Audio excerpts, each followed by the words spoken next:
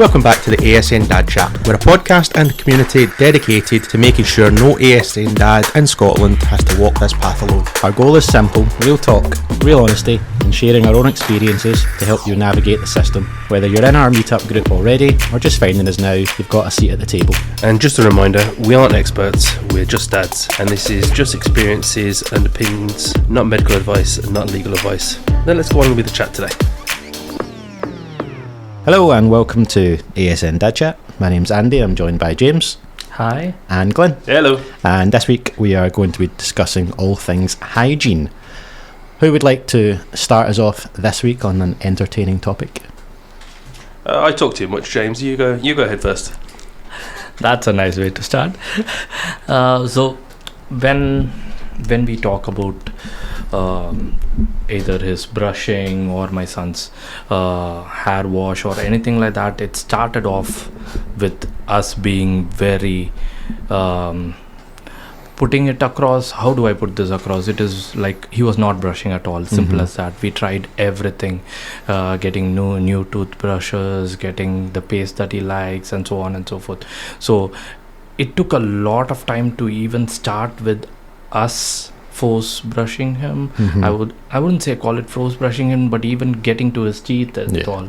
That was the start, I would say, from a brushing perspective. How about your kids? So Elijah does well with things like toothbrushing. Recently, that's something that I've had to dial down in with him. Sometimes he just doesn't want to. But we've got into a situation now every morning that he will come and get me and we'll brush our teeth together, and I'll be like, right, we're doing that side, then we're doing this side, then we're moving it around, and he mimics me as I'm doing it. Like he'll as I'm spitting out, he'll spit as well, and if I'm like trying to brush my beard, he's touching his face as well, trying to brush his beard away.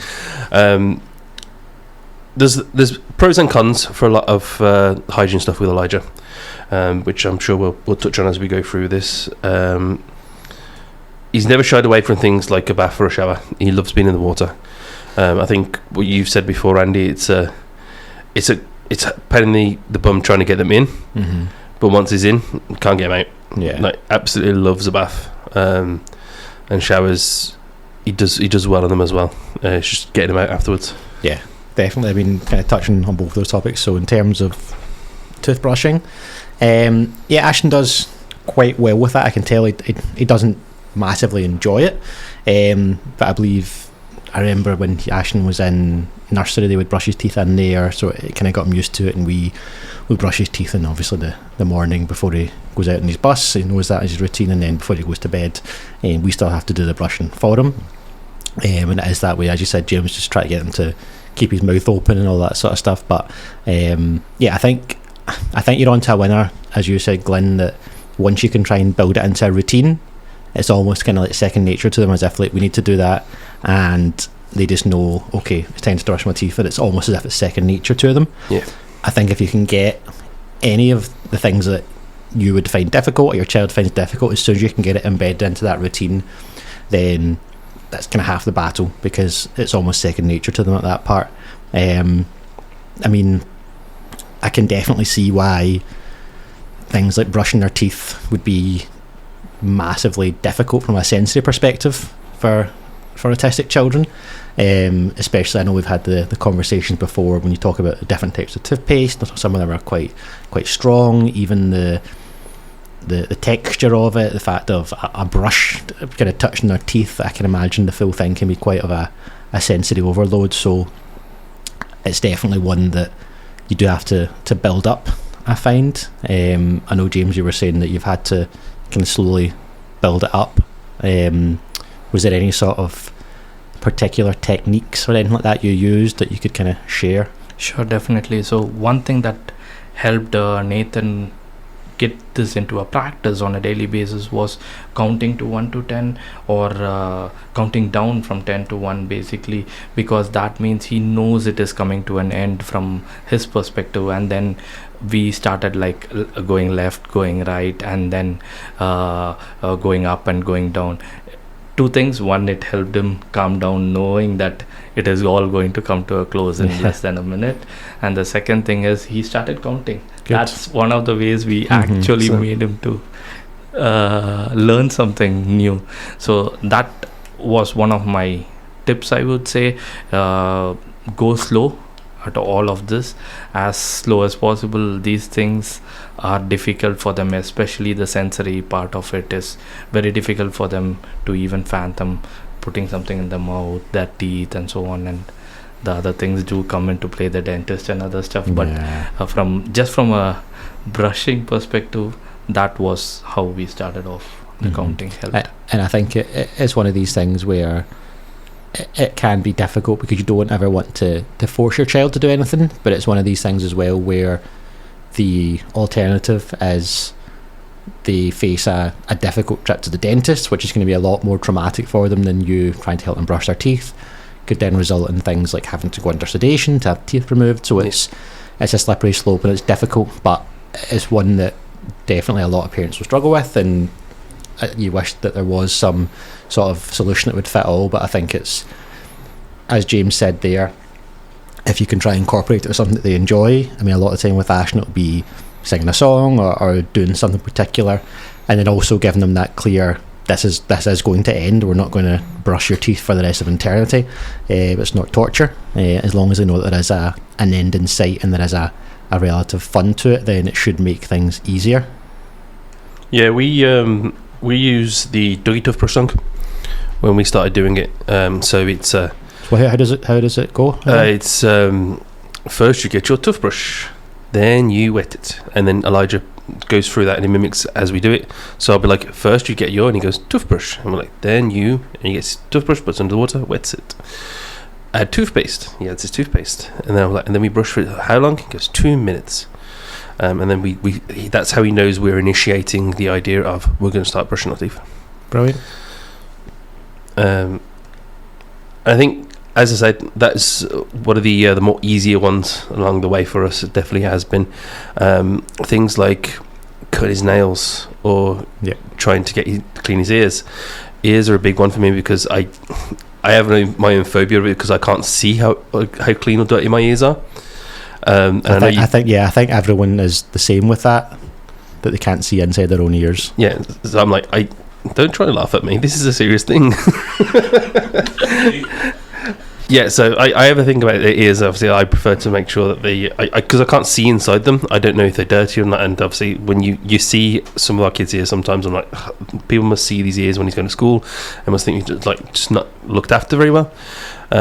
So it's a case of having to pin him down and trying to clean them out. We've tried different earbuds for it. Like we've got the basic ones, and there's the safety ones you can get for the babies and stuff like that. But he just does not like the sensation at all. Yeah, the ears is definitely one I would say out of a lot of the things is the one that we struggle with. I think the difficulty for us, so Ashton's had quite a lot of problems with his ears. So he's had ear infections, he had mastoiditis, they had quite a lot of problems. So I think he's naturally sensitive to having his ears touched at all, and it is quite difficult, as you say, without kind of pinning him down, to stick something in his ear without the worry that he's going to move out of the way or something like that. So yeah, it's always one of the ones that was in the bath or the shower. It's trying to quickly get a kind of rub there, because somehow he'll always have mud or soil just right in his ear sort of thing. You've no idea how it gets there, but it seems to be the case. But definitely one that we struggle with. Yeah, the same for us with respect to ears. But the other thing that you mentioned was the nail cutting, and for us it was a struggle as well, until Nathan developed the habit of biting his own nails. Yeah. I know it's not a great practice or not a great habit, but it just takes the trauma away from him. To be very honest, he keeps them short. Nice. I know it's not the best of habits, but to be honest, he keeps those nails really short always. Can he get the toes as well? Or is No, it he doesn't do the toes. He doesn't do the toes, but somehow he's okay with us doing the toes. Right, okay. It's just the fingers that were always a problem for him. But yeah, he's found a solution on his own. Yeah. Well, that's always good. Yeah, nail cutting's a weird one for us. So Ashton went through a period where he would like me to cut his nails like 2 or 3 times a day. He would always like me to sing the song, like "This Little Piggy Goes to the Market," or sorry, "This Little Piggy Went to the Market," and go through each of the fingers. He'd make me clip a wee fingernail every time. How does that one go? I can't even remember. You just heard there I got it wrong. he would get me to clip each fingernail as we went through each verse, and then it'd be a case of he'd want me to do it again later, and then he'd want me to get the nail file, and he would sit and file his own nails, and it was brilliant because I'd heard so many other parents saying, "Oh, I can't clip his nails," and I'm sitting there, feet up. Ashton's brilliant with this, and then one day it just flipped, and he wouldn't let me near his nails at all. We're at the point now that I can only cut his nails when he's fast asleep during the night. I have to slowly sneak in and clip his fingernails rather, one by one.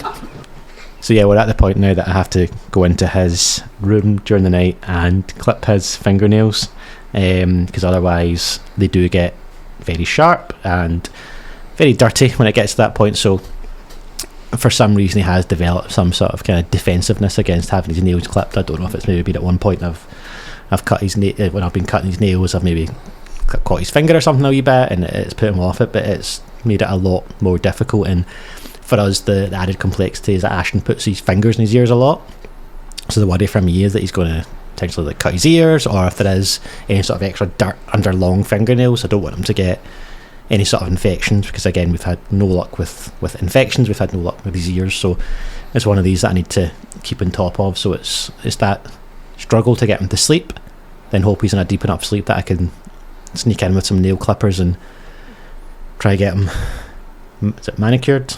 I've had many a ninja experiment with trying to get in there with the nail clippers while holding a phone light. It's not the easiest of things to do, for sure. I've actually thought about getting one of those wee head torches and try and do it that way. Just trying to keep it away from his face, and you just one hand up, and no, definitely been there. Not a favourite thing to do, but there's a sense of accomplishment once these things are finally done. Definitely. I think when it comes to cutting nails, he does have the issue with it, but he started to get better with it when Jade does it after a while. So similar to Nathan, he doesn't mind his toes being done, but that's because Jade started to paint his toenails. So she just tells him, she goes, like, okay, they need to be clean for me to paint them, obviously. So he doesn't mind his paint that happening. So then he gets to choose what colour his toenails are painted and whatnot. So that kind of helps things. But his hands are just a no-go. That has to happen when he's either wrestled to the floor or dead to the world. Yeah, difficult.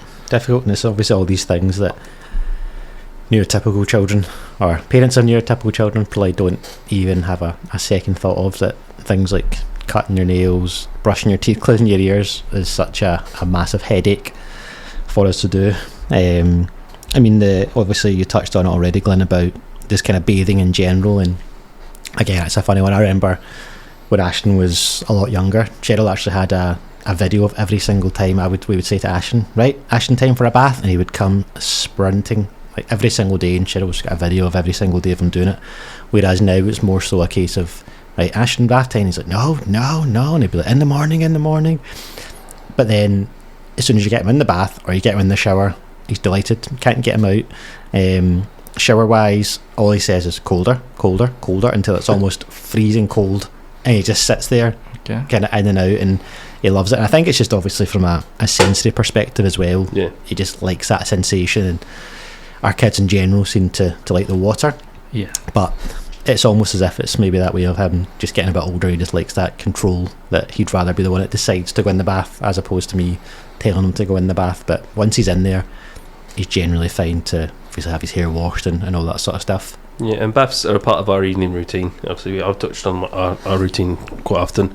That he has his dinner, gets to play for a little while whilst he's eating, and then like just before 7 o'clock, it's okay, bath or shower time. Sorry, a lot of the time I'll give him the option. Like, as long as he doesn't need his hair washed that day, he's happy to. He can have a bath, he can have a shower. And he likes to occasionally have his bath bombs. He's very bougie when he wants to be.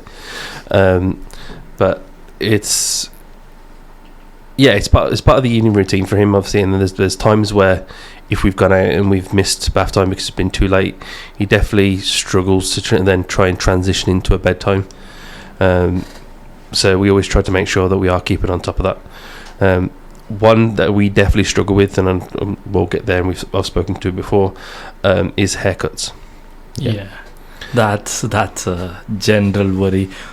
that we had. Nathan was fine until he was 2. We used to take him to the barber. He used to sit on my lap, and he was perfectly fine. And all of a sudden, like how you said with the nails, Andy, just like a flip of a switch, he wouldn't even let the barber come near him.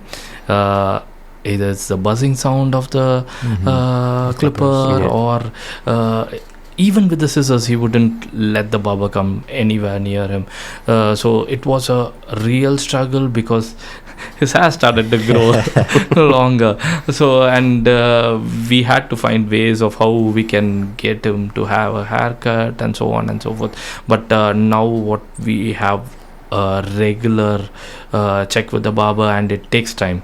So the barber that we go to, he comes in early for us, and he's quite nice because initially when we took him, he said he got a watch. That means Nathan had bit him. So that bad it was at that time. So I didn't even notice. After the haircut he was showing me, I got a new watch right on his wrist. So that's brilliant. Yeah. So he's a very nice guy, and he seems to adapt to Nathan's needs. Now Nathan is much better. He still does his push and pull after 10 minutes, but the barber now knows the first 10 minutes is all you'll get with Nathan. And he'll go like left, right, clip, and he has a general haircut which is perfect. And we do this every 2 to 3 weeks max, so we don't skip, as we say with our kids. Keeping the routine. Keeping the routine is important. We've never managed to have any luck with barbers, so we took him to a couple. There's a barber in Poppin' and Play, and before she was in Poppin' and Play, we tried her at a house, and it just, as soon as he sees a pair of clippers, shut. I tried to get like the silent ones, didn't help at all, and it's a problem because Elijah's hair is similar to mine. It grows in quite wiry. So like if it's not, like, we need to try and get it brushed and stuff like that. If we don't, then it gets full of knots, and then trying to cut it makes it even worse because he gets himself so upset. So it comes down to a case of I have to bear hug him, and Jade just has to go to town. If we're lucky enough, we can have at times where he'll just let us do like a couple of snips, and we can just tidy it up. But every couple of months we have to essentially shear him just to try and bring him down to a section where he'd be fine. We've said before, like, if his hair would grow normally, is the word I'm going to use, like that's not my hair, it'd be fine. But because our hair grows outwards, it doesn't grow downwards. I'd be fine with him just having, like, I had long hair like when I was younger, and I'd be fine with him having longer hair as well, but it becomes too wild and it just wouldn't work. With Ashton, so he's went to the same kind of ASN barber since he was about 2 years old. We take him to someone called the White Room in Hamilton. Someone called Therese has been brilliant with him. So she used to kind of open up earlier. We'd go in after it was closed. She's got an autistic son herself as well, so she kind of understood the difficulties. And we've always taken Ashton in the mobility buggy, and he's sat in there. She's still never been able to use the clippers. It's always just sitting with the scissors, but he has definitely got a lot better. Just kind of like you were saying, James, there's a lot less of the kind of head movements. There has been a lot of situations where she's kind of cut her own finger and things a few times because Ashton's just moved out of the way and stuff like that.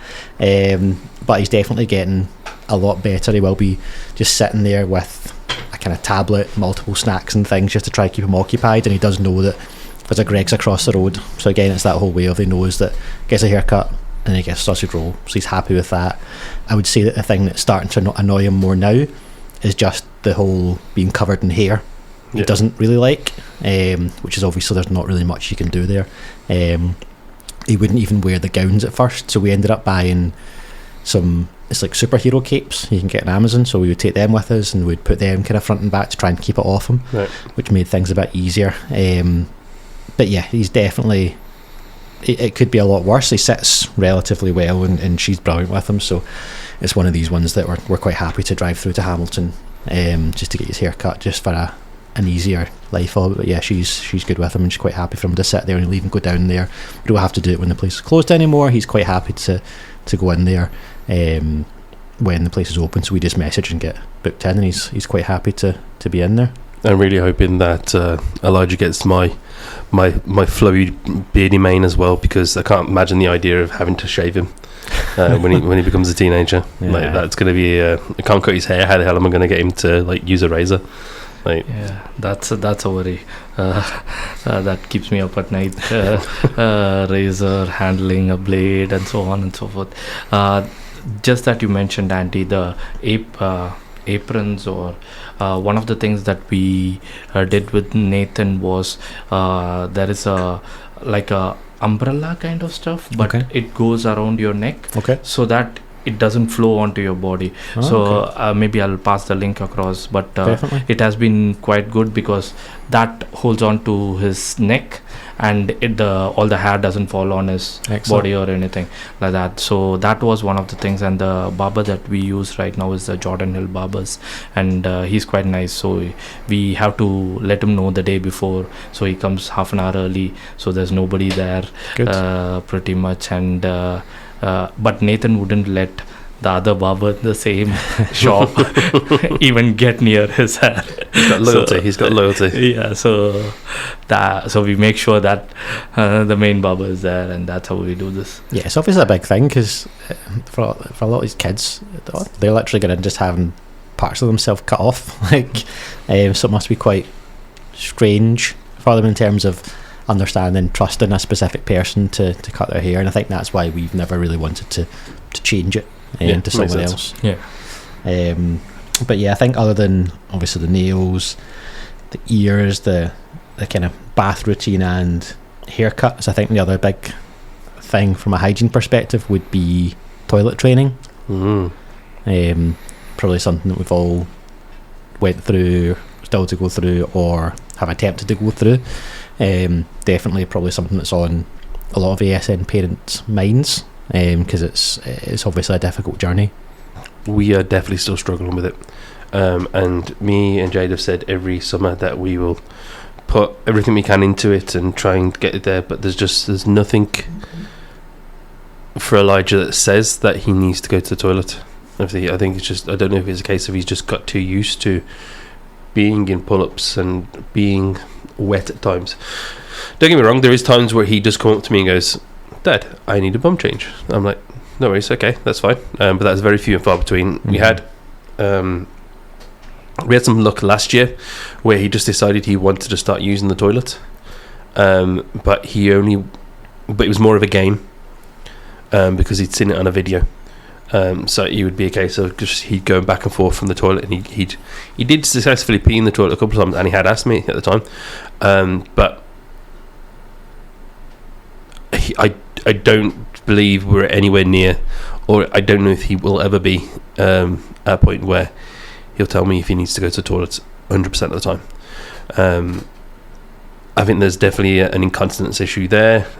We'd spoke to the school about it before, and they said that we'd have to reach a certain age. I think it's actually 8 before they would check into a diagnosis for incontinence for him. So I think that's something that would definitely be on the lookout again for this year. I think I'm at a point now where it's going to be a case of, okay, you might not tell me you need to go to the toilet, but it'll be a case of me trying to teach you how to clean yourself and to change yourself. I think that's the life skill that he's going to get from that. Yeah, definitely. About yourself, James, how's your experience been with that? For Nathan, we tried many times, to be honest. It was not just one summer or something. We try every 6 months or so. We have it in our to-do list.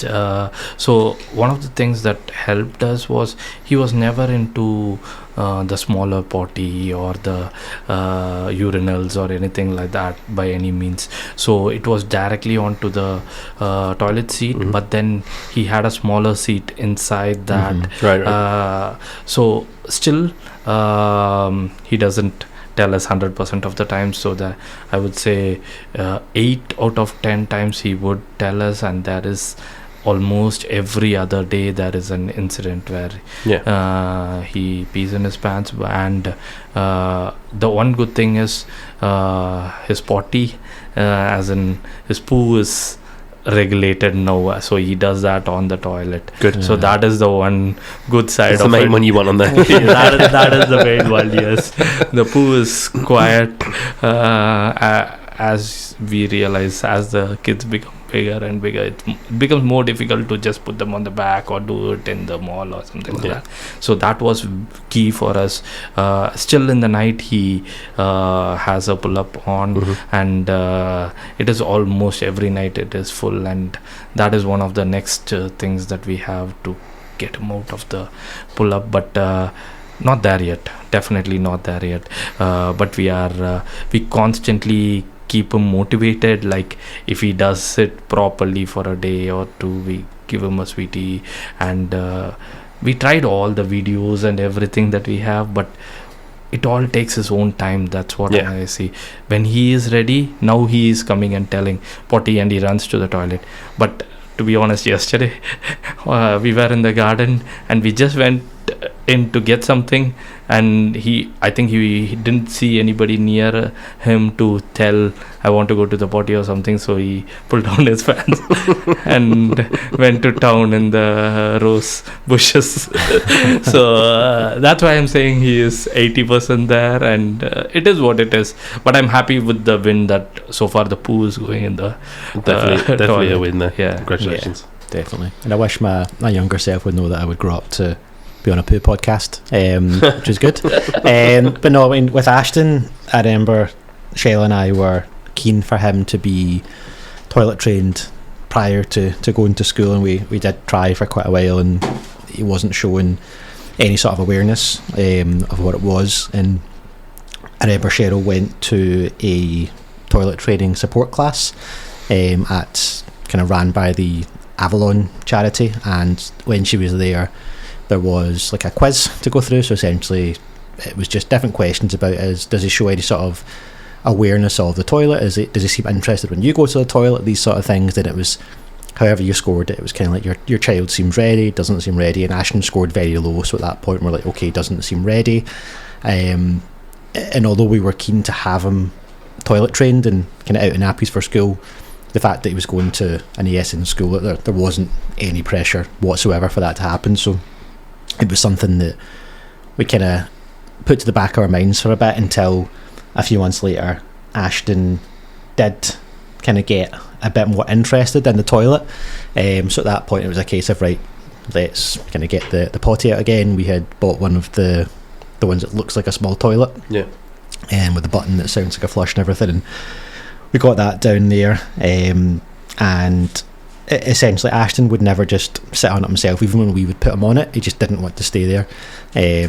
So there was a lot of accidents through that period, lots of underwear having to get binned, and it was a case of every kind of 10 minutes, 20 minutes, me and Cheryl, one of us would put him on the toilet, try to get in there, and just try and over and over and over try and kind of drum into his head, like, go to the toilet. And definitely there was a lot of kind of accidents throughout that period, and it was still that case where he wasn't really doing it himself until eventually they did take himself to the toilet on the small toilet itself, but it was still a lot of the time just led by ourselves there, and it got to the point where he was happy just to use that small toilet when he could, which made things a bit more difficult, because one of the kind of pieces of information I've read, and it's kind of makes sense from what you were saying as well, James, that when it comes to autistic kids, sometimes the potty can just confuse things, because if you get them to use the potty, then that's in their head like, okay, we use the potty, but then what we found with Ashton is he outgrew it quite quickly, and essentially would sit in the toilet and just pee all over the floor because he was too big for it. So again, then it was just a completely different problem at that time. So then you're having to try and transition him onto the toilet. So I mean, we definitely had a good 6 months or so of it. Almost just felt like kind of constant accidents. One of these ones, it was, it kind of felt like a losing battle sometimes, but even if there was a small amount of progress, it was obviously something we wanted to maintain, and slowly but surely Ashton did more so himself, take himself to the toilet.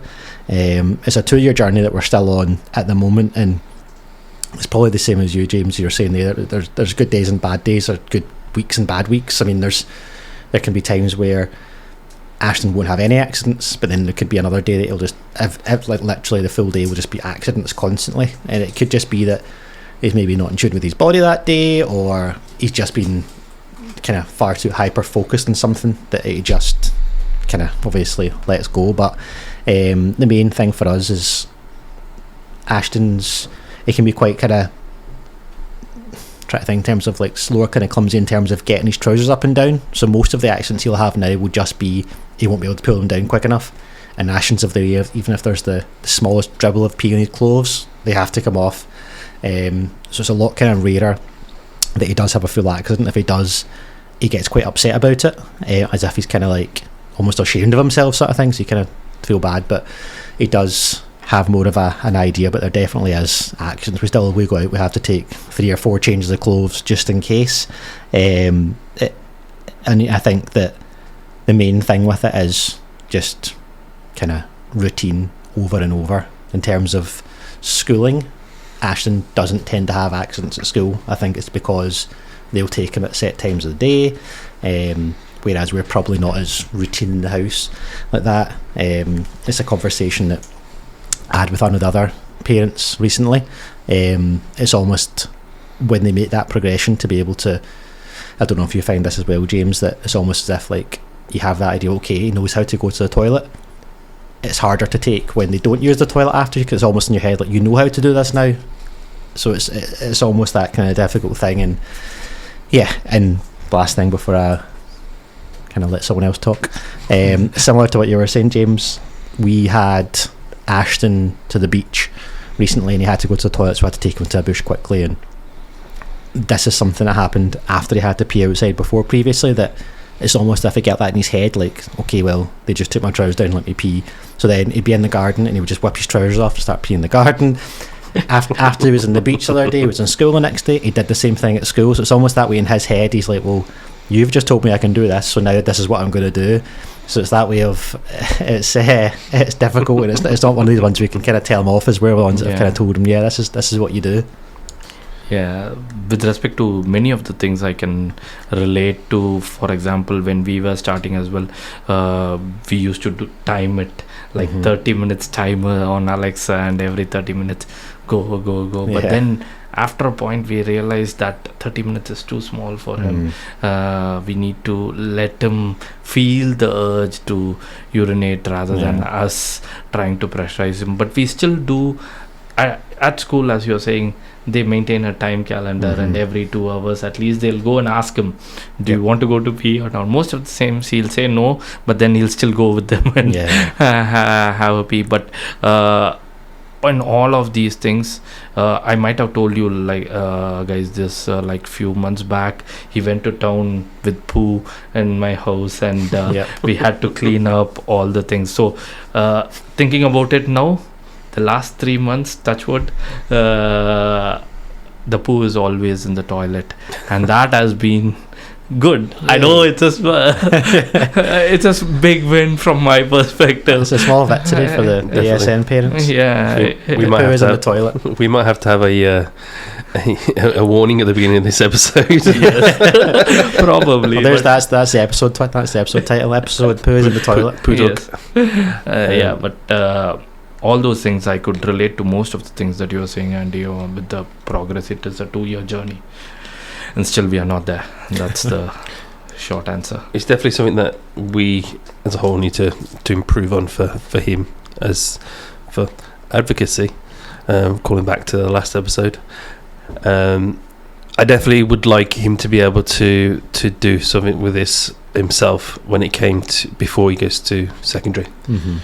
I think as a goal I'd like him to do that quicker, but realistically that is to the point where if he hasn't got some sort of diagnosis for incontinence, I'd like him to be able to do some sort of being able to use the toilet himself by that time, and unfortunately that is coming quicker than I'd like. So it's I need to improve on our perspectives of it, and I think there's things I'll take away from this today to help along. It's stuff that I already know, and it's not a case of we're being lazy about it, or it's just we've got a lot going on, and it's hard to try and fill that space with it as well. That's why I say that we try it on the summer holidays, because that would be the time where Jade's at home more of the time, and I'll get a week off if I'm lucky. I think it'll be more prevalent for me this time around, because I'll be doing 2. Because obviously I've got Noah that I'll need to start to try and look at that as well. Like a doctor said to Jade recently, have you started thinking about potty training? I was like, he's 18 months. I'm like, why am I already thinking about potty training? But apparently that's around about the time you start. Yeah, and I suppose it could be one of these things, and obviously just to say that it's not one size fit all sort of thing. It's just because the things that me and James have discussed doesn't mean it's going to be exactly the same things that should work for Elijah. But for all you know, it could be a case that Noah going through a toilet training process could be something that helps Elijah. Yeah, I think it might be. I think obviously doing it with the 2 of them together might help Elijah see, okay, this is what we do. And not a case of like a brotherly, like competition-y sort of way. Obviously I wouldn't hope that would be the case, but maybe they'll help each other. Yeah. I mean it's definitely not like, I wouldn't say Ashton's, it's difficult. I would say he's toilet trained, heavily caveated that there's still lots of accidents there.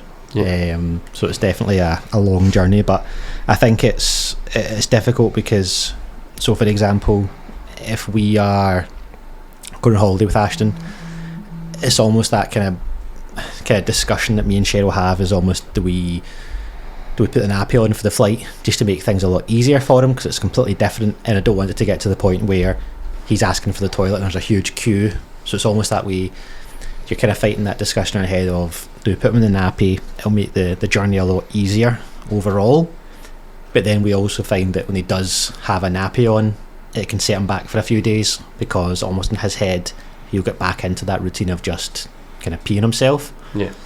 So it's trying to weigh that up with longer journeys, if that's what we do with Ashton, because he does kind of fall into routines quite easily that way, that if we were to put that nappy on again, it would kind of throw him back a bit. And obviously just what you said as well, James, Ashton's also still in pull-ups overnight. He's quite good in the morning, well, 50% of the time. He'll take himself to the toilet, and that's when he'll do his morning business. But yeah, half the time it is just in the nappy, and it probably is the next sort of thing that we need to focus on at some point. That I don't even know the best way to tackle the overnight thing without having to, because it's not as if you can really do it the same way. It's not as if you can set an alarm every 30 minutes and take him to the toilet overnight, because it's one of these ones, everyone knows how precious sleep is. I don't want to ruin any sort of sleep that he does have by waking him up and taking him to the toilet. And there's a chance there that if you did that, then he might not go back to sleep after that as well. Exactly. So one of the other things that we did was, it's not just the toilet training, as you say, it's the cleaning process as well. From a hygiene perspective, it is very important, because these at least my son puts everything in his mouth, not for eating it but more for sensory needs and so on. So one of the things that we started was flush, wash, wipe and pipe. So he has a like a pulling pipe kind of stuff that he carries everywhere. I know it's from John. So he likes that. So when he goes to the toilet, it needs to be placed at a particular place. So he'll do his business, then flush, wash, wipe, pipe. So that's his it's very smart things, just to make him say all these things as well. As he's doing all this, it's becomes second nature. It's second nature to him. But one thing that I would add, other than this potty training, is washing his face. This is one thing that has been very difficult with him. He's fine with his body, washing his body, showering and all the other things, but when it comes to his face, he seems to have a tactile defense or something like that comes up. No soap or anything, whether it's something that when I first gave him the hair wash, I put soap and it got into his eyes or something like that. But then rookie mistake, yes. First child, only child, so all these things are something that I didn't realize. But now he wouldn't let me anywhere near his face at all. So we tried to incorporate songs, chubby cheeks, head and shoulders and everything, but still his face is out of bounds. So only he can touch his eyes, nose and stuff. How about you? Okay. Yeah, I mean, so Ashton, in terms of Ashton's face, the difficulty we're going through at the moment is, so Ashton drools a lot. So that's another thing we need to look into, but it also means that his chin is kind of constantly wet, so he's starting to get, it's almost like a rash there constantly, and the fact that it's always wet means that it never really heals, so it's kind of like an eczema. So we've got a referral for dermatology for that one to have a look into, because it's something that he then just constantly scratches at constantly himself. And so yeah, that's the sort of thing that we need to clean every night and every morning for him to make sure it stays clean.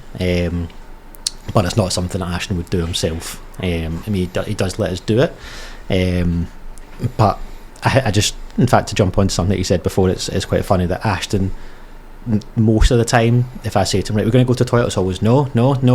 Even if he needs a toilet, it has to be kind of, he has to make a decision to go, or there has to be something at the end of it to say, this is what you're going to get after the toilet, or this is the reason to do it, or let's go do it. It's almost as if you need to put the idea in his head that he's the one that decided to go to the toilet. And also the fact that as soon as he's realised that he can say the word no, that's his favourite word. Go to. So that's the first word that it's amazing. Yeah, it's amazing that non-verbal kids have figured out how to use no so well. Yeah, Ashton doesn't really say yes. Like, if I showed him the word yes, he could say what it is, but he doesn't really say yes. But no, he's mastered no. Yeah, like no is a definite favourite there. For Nathan, it's the same. There's no. The only way we understand that he's saying yes is he won't say a no. That's the yes. He'll read an yes, but or if we nod and say you have to say a yes, maybe he'll say yes. But not saying anything is a yes for us. Yeah, definitely.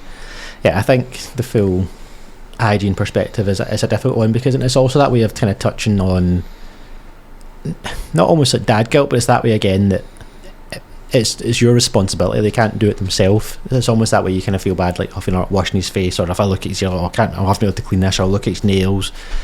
You've always got that pressure if you do need to kind of, as you say, like crouch into his room and to get his nails cut, sort of thing, because that pressure is on you to make sure that he does look after himself. And I guess it is that whole advocate. You don't want him to be the stinky kid. Yeah. That's it, with the big long nails. We don't have any issues really with washing his face and all that, but what we do have is, it's similar to Ashton, obviously, with like rashing the skin.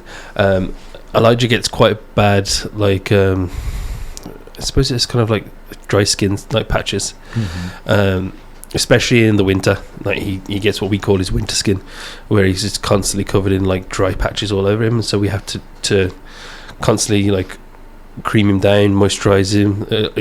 We have to use hydrocortisone cream quite a lot to kind of bring them down. So a lot of the time after a shower, it's a case of making sure that he's fully moisturized, and he does tend to kind of like try and run away from that when you try to do it, especially when you do put some on and it becomes very slippery. It is difficult, but again, that's a hygiene thing for him as well, because his skin can get quite bad and it can get sore and he gets upset about it, so it is a case of just trying to keep on top of that as best we can. The eczema is something that Nathan also suffers from, so he has a separate soap for which helps his skin moisture better and so on. But yeah, he does use that one soap alone. He wants to use the other soaps, but of course we can't give them that. Then he'll have rashes and so on, so we restrict him to that soap. So if you're going on holidays, we need to carry those as well. It's funny how with all these things that you almost have one shot for that first impression of it, just what you were saying about you may have got soap in his eyes and that's just completely ruined the full face washing process. It's almost you need to get it right the very first time, otherwise you're kind of an uphill battle from there onwards. I think hygiene is something that it's obviously on a lot of parents' mind as something that's difficult, something that probably people don't really think of as. There's obviously a lot of challenges with kids with additional needs, behavioural challenges usually, it could be communication challenges. It's probably not one that they would think of from someone kind of looking from the outside in, but yeah, I would say it's definitely one of the huge stresses that parents parents have in terms of that, because I think all of these things are things that you just take as a given usually when you've got a child, that these aren't going to be difficult. But with most things with our kids, nothing is easy. It's one of those life skills that we have to make sure that they understand how to use, because it's one of the only things that they'll be able to do for themselves in the long run. Obviously, they can get carers, they can get assisted help as they get older, but the more of that type of thing that they can do for themselves, the better for them.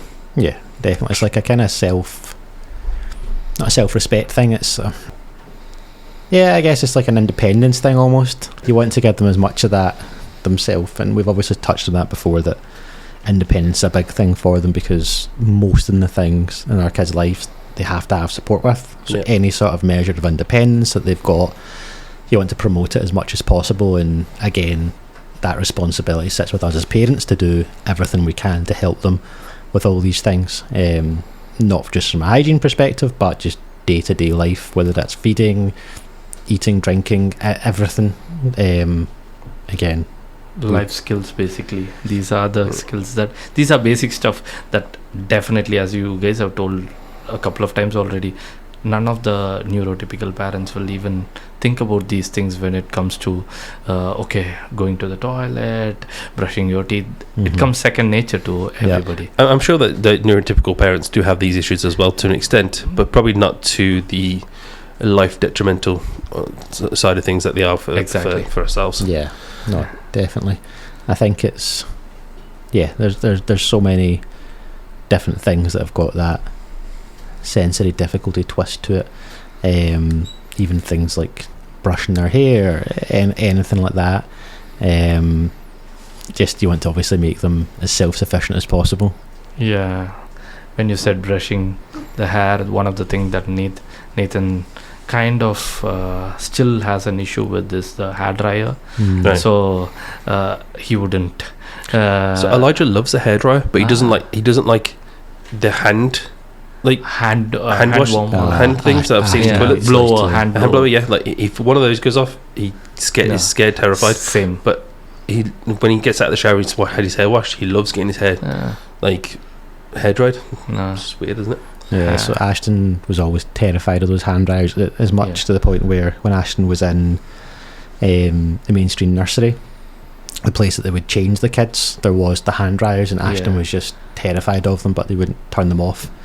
So we would have to go up to the school and change Ashton somewhere else, because he was terrified. So if we go into a disabled toilet now, he's not as bad as he used to be, but it used to be a case you could see him just kind of keeping his eye on it the full time, as if he was going to jump off the wall and get him. So I'll usually, as soon as I go into these places, I'll just turn the wee switch off on the wall so that it doesn't just automatically turn on. And it's funny because there's been a few ASN sessions that I've been to, and I'm always thinking in my head, like, I think it'd be quite good to feedback for them to, at these ASN sessions, to leave out hand towels and turn off the hand dryers. Sure. And I think it's now just second nature to me now. Most of the time, if I'm out in a bathroom, I'll more likely use the towels than the hand dryer, because in my head now, even if Ashton's not there, it's almost a case of like, I won't use that. It's just became kind of second nature. Again, that makes sense. Yeah, it goes with the hygiene stuff, right? Because hand dryers are everywhere. It's not something that we can shy away from, but it's something that we as parents need to be focused on switching it off, or else having a meltdown in the toilet or something like that. Nathan hates the hand dryers, and for some reason the hair dryers as well, so the barber is very conscious of not bringing that close to him and so on. That has been one of the things that he didn't like for a very long time. He still doesn't like that at all. And one thing as well, James, obviously in previous episodes we've spoke about travelling and going on holiday and things, and one of the big things that I wasn't sure how Ashton would be, I know that you've done some travelling with Nathan, would be obviously the toilets and planes are very, very loud as well, and they're also very small from that perspective. Yes, we recently travelled like 10 hours almost on the flight, and we were very worried. This is the longest flight that we have taken, and the journey was not so great because he didn't sleep, but when we were coming back he slept for 6 hours. With respect to the toilet, the thing that he doesn't like in the flights is primarily the flush. Yeah, It makes a huge sound. It's so loud. Yeah, it's so loud, and he will do his business, but he won't let me press the button until he's out of the place. So that is a no-go for him. So you are absolutely right. On the 2 journey, I think we had his nappies on for some time, but because when we were coming back, it was night time. We just gave his melatonin, and he slept for 6 hours, which was like heaven when you compare a 9-hour flight. So we were I think we were lucky that time around, but generally in the toilet and the flights, the thing that he hates is the flush sound. Yeah, I think it's something I mentioned before, and obviously I don't think any airline would have it, but it's obviously something that I find it difficult to fit in the toilet on a flight with Ashton right now.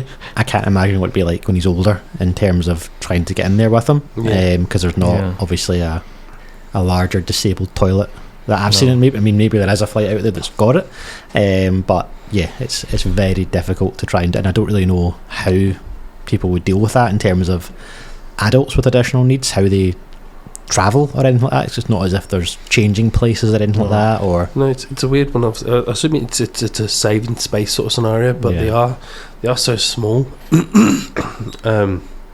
As you say, when you try to flush them, it's so loud in there, it can be quite deafening at times.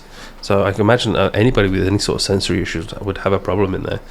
But yeah, you are right. I've said that is something that is probably not really thought of, that there should be some sort of an accessibility sort of side to a toilet in a flight, because it's not like people that have wheelchairs or have like issues walking or anything like that would have problems getting into one of these toilets as well. So that they can't affect change from here, but maybe there is something that we just haven't seen obviously on certain flights. Maybe it's just not in the airlines that I tend to travel on. No, I'm You're not getting those first class flights anymore, Andy. It's a shame. I know, unfortunately not. Maybe once the podcast picks up a bit, picks up a bit more, we can drop your wage a bit, and we can all get on these first class flights.